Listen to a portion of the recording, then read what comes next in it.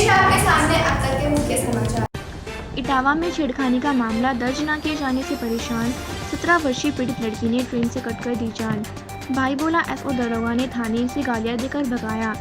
SSP ने सभी मामले पर जांच कर कार्यवाही का दिया आश्वासन। योगी सरकार महिला सशक्तिकरण नारी सम्मान के दावे वादे लाभ करे, लेकिन जमीन पर उनके अधिकारी कर्मचारी उनकी योजनाओं को पलिता लगाने में कोई कसर बाकी नहीं छोड़ रहे। प्रदेश सरकार ने प्रत्येक थानों में महिलाओं की समस्याओं को सुनने मुकदमा दर्ज करने के लिए महिला हेल्प डेस्क की स्थापना करवाई थी, लेकिन इटावा के बलरई थाने में हेल्प डेस्क साबित हुआ सफेद हाथी बड़ा सवाल।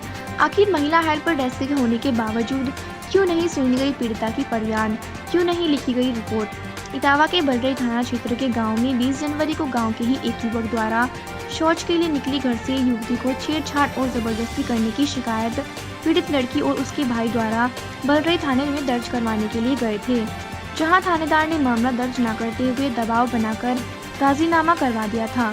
22 जनवरी की सुबह घर से कुछ ही दूर दिल्ली हावड़ा रेलवे ट्रैक पर जाकर ट्रेन से कटकर अपनी जान दे दी।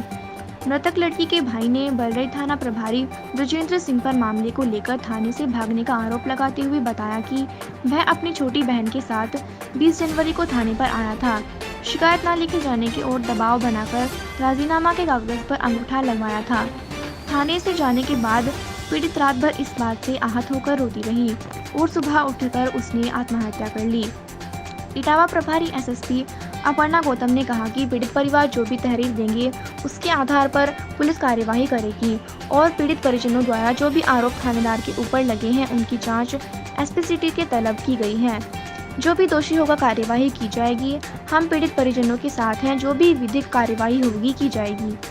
भाई क्या नाम है आपका? यहाँ थाने आए हो, क्या हुआ, क्या था मामला? मेरा जितेंद्र कुमार। तेज बोलो। जितेंद्र कुमार। क्या हुआ, क्या था? सर मेरी बहन का मतलब छेड़खानी की है पंकज कुमार ने।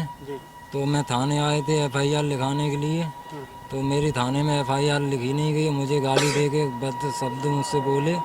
तो इनने एसओ साहब ने कहा वो दारू पी के आ गया, एफआईआर तू लिखा रहा है, कल को तेरी बहन का शादी होगी तो उसके घर पे संबंध जाएंगे, ये जाएंगे, वो तुझे अच्छा लगेगा। ऐसी ऐसी बातें कहने पे हमारी रिपोर्ट नहीं लिखी गई। और उसके बाद जब हमने सुबह फिर भी इनके यहाँ कॉल भी की और भी बातें मैंने बताई, मैंने चलो साहब पकड़ा गया नहीं अभी तक। तो बोला पकड़ लेंगे तो हो गया शाम। इनने हम लोगों पे दोबारा डाल के और राजीनामा लिख लिया और हमारी पर्ची पे कुछ और लिखा था और दूसरी बात और जो राजीनामा लिखा गया उस पर और बात लिख दी इन लोगों ने। अच्छा। और मुझे कोई प्रूफ नहीं दिया है और मेरी माँ से अंगूठा लगवा लिया है। तो आज क्या हुआ? बहन ने क्या कदम उठाया? आज सुबह बहन मेरी लेटरिन जा रही थी तो उसकी पंकज की माँ ने गाली गलौज दी है, ये बोले कि लोंडे को फंसवा दिया, ये वो ऐसी बातें करने की। उस पर सहन नहीं हुई, उसने आत्महत्या कर दी आगे। अच्छा। जी ट्रेन से? जी सर। तो बहन जब तुम्हारे साथ आई थी, बहन से भी ऐसा ने कोई बदतमीजी दी थी क्या? नहीं बहन आप से लोगों से? नहीं, मेरे से दिया था। तो जब ये आप लोग थाने से लौटे तो क्या बहन कुछ परेशान रह रही थी कि यहाँ रिपोर्ट नहीं लिखी गई उसके बाद से? उसकी तबीयत खराब रहती थी बहुत, 3-4 साल हो गई हैं उसे, दम की वो होती।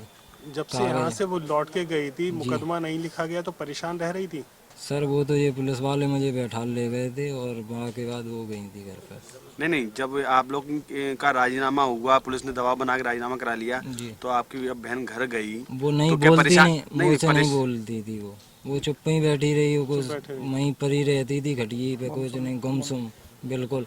और रात भर हो गया तो उसे रोते तो हम लोगों ने पूछा बताई करी खूब, कुछ नहीं। ये जो छेड़खानी करता था ये गाँव का ही लड़का है? गाँव का है सर। अच्छा, ये महिला डेस्क बनी है यहाँ पर थाने में, तो आप लोग यहाँ पर नहीं आए थे अपनी बहन को लेके? कहाँ पे सर? ये जो थाने के अंदर महिला डेस्क बनी है जहाँ पर महिलाएं अपनी शिकायत करेंगी। नहीं आए थे आप? हम आए थे यहाँ पे, लेकिन यहीं पे रोक लिया था मुझे।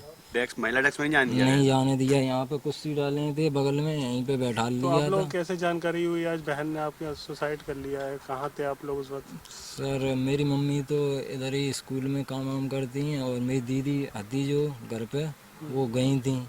तो मम्मी नानने गए कि उधर चलेंगी। तो एक हमारे बगल में एक वो है प्रधान जी ने हमसे बोला कि अल्लाह हमारे 2000 रुपये खाते में नहीं आते हैं, वो खेती वाले, तो हम वो 2 कॉपी कराने चले आए थे।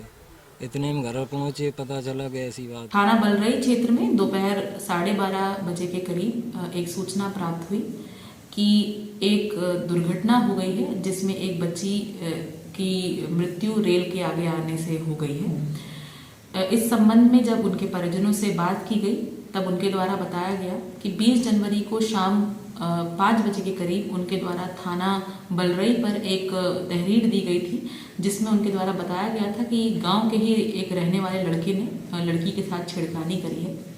इसमें पुलिस परिजनों के साथ जाकर तत्काल पुलिस ने दबिश दी थी, लेकिन तब तक लड़का वहां से फरार हो चुका था। इसके उपरांत पुलिस की कार्रवाई चल रही थी।